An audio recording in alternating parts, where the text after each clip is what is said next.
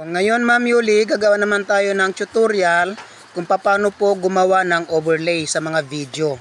Ito po, punta ulit tayo sa CapCut. CapCut mama, new project. Yan, new project. Pindutin ang new project. Then pindutin natin itong, pindutin natin yan. Yan. Pag napindut mo na po yan, i-add nyo po para magpunta siya sa CapCut. Add, ito po sa baba. O, ayan, add. Pindutin nyo po yung add. Ayan. So, ayan na po siya. Nasa CapCut na po siya, ma'am. Ayan na po, ha. Para makagawa tayo ng overlay, pero kailangan pa, pindutin mo muna itong video, ma'am. Hanapin mo muna pala dito yung ratio na 16. 9:16. Ito ratio. Nakita niyo po yung ratio. Pindutin niyo muna yan, ha. Kahit anong video po, ma'am, magagawin niyo, dapat pindutin mo yung ratio para malagay siya sa 9.16. Ayaw, pindutin natin ratio. Yan, o. Aspect ratio. Yan, pindutin natin. So, ayan po ma'am, nakikita nyo 9.16, may sign ng TikTok. Yan, pindutin mo po yan ma'am para mag 9:16 siya. Kasi sa Reels, kailangan 9:16 yung video. Pindutin natin yan, 9:16. So, yan, napindut na natin. Yan, pindutin mo yung check. Ito sa baba, ito yung check. Yan, pindutin natin yan. Yan. So, ayan, 9:16 na po yan. Ngayon po, gagawa tayo ng overlay, kung paano po maglagay ng overlay dyan. I-play natin yung video. Pwedeng i-play yung video, pwedeng hilain mo lang po yung video pag ano, no? Yan. Ayan, hilain nyo lang po yung video, no? Yan. So ngayon, gusto mo maglagay ng overlay, di ba ma'am?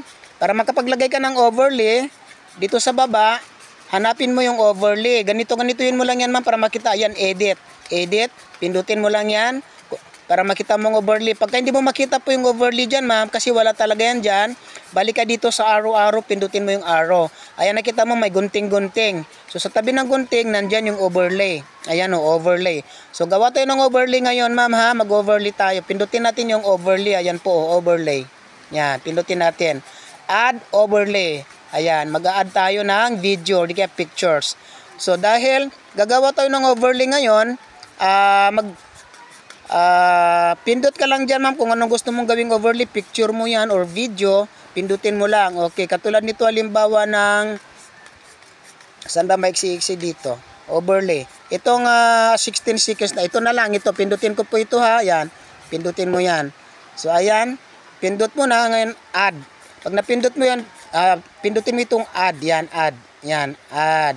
So ayan na po siya ma'am, nasa taas, di ba, nakita mo nandiyan siya sa loob ng video. Para lumiit po yan, para lumiit yung video na yan, nakita mo po yung picture, mayroong puti sa gilid. I-drag mo lang po ng kamay mo ma'am. I-drag mo yan para bumaba. Yan o, kung saan mo gusto ilagay. Gusto mo ilagay sa taas o gusto mo ilagay sa baba. Yan, ganyan. Pero para lumiit po yan, i-anuhin mo lang ng dalawang daliri mo. Ganun lang po ma'am o. Yan. Ganunin mo lang. So ayan na po siya ma'am o. Overlay na po yan siya. Yan. Nakalagay na po siya dyan. So, i-play natin para makita yung overlay. Ayan po, sige, abangan lang natin yung overlay niya. Ayan, so ayan ma'am, yan, may overlay na po siya. Pwede mo yung hilain ito para magsimula sa simula. Ayan, hilain mo lang yan kung gusto mo sa simula siya magsimula. Hilain mo lang. Kung gusto mo naman na sa gitna mo siya ilalagay yung overlay mo, hilain mo lang din ito pag ganyan yung overlay, yung video mo. Yan, di ba?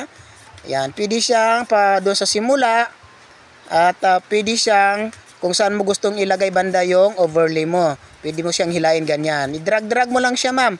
So, ayan na po, ma'am, no? Nakagawa na tayo ng overlay. Kung paano gumawa ng overlay. Pwedeng picture, pwedeng video ang ilagay mong overlay dyan. Habang nagsasalita ka, nagbibideo ka, nagsasalita ka. Yan. Pwede mo siyang gawing overlay. So, sana po, ma'am, may natutunan po kayo at mag-chat lang po kayo sa akin kung may kailangan pa po kayo.